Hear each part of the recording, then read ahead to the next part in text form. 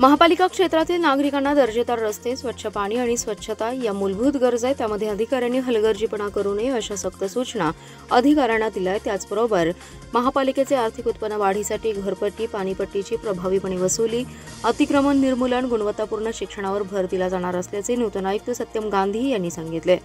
महापालिकेच्या आयुक्तपदाचा पदभार सत्यम गांधी यांनी स्वीकारलाय. त्यांनी तातडीने प्रमुख अधिकारी आणि खाते प्रमुखांची बैठक घेतली. यानंतर त्यांनी पत्रकारांशी संवाद साधलाय. यावेळी बोलताना आयुक्त सत्यम गांधी म्हणाले, महापालिका क्षेत्रातील रस्ते दर्जेदार होणं आवश्यक आहे. त्यामुळे रस्त्याकडे विशेष लक्ष दिलं जाणार आहे.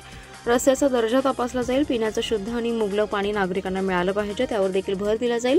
स्वच्छतेवर कोणाच्या तक्रारी येणार नाहीत याची काळजी घेण्याच्या सूचना अधिकाऱ्यांना दिल्या आहेत. स्वच्छ शहर आणि सुंदर असणं आवश्यक आहे. महापालिकेच्या शाळांमध्ये 1ली ते 5वी पर्यंत गुणवत्तापूर्ण शिक्षण देण्यावर भर असणार आहे.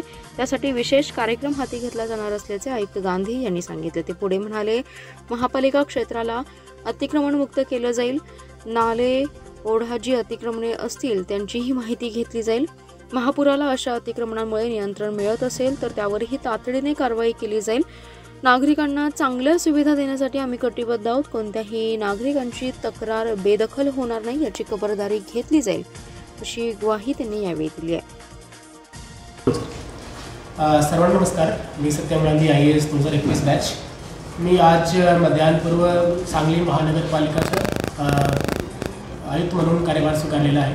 मी सगळे सांगलीकडला आवाहन करू इच्छितो की जे काही कंप्लेंट्स असेल, जे काही ग्रीव्हन्सेस असेल ते मला तुम्ही डायरेक्ट येऊन भेटू शकतात.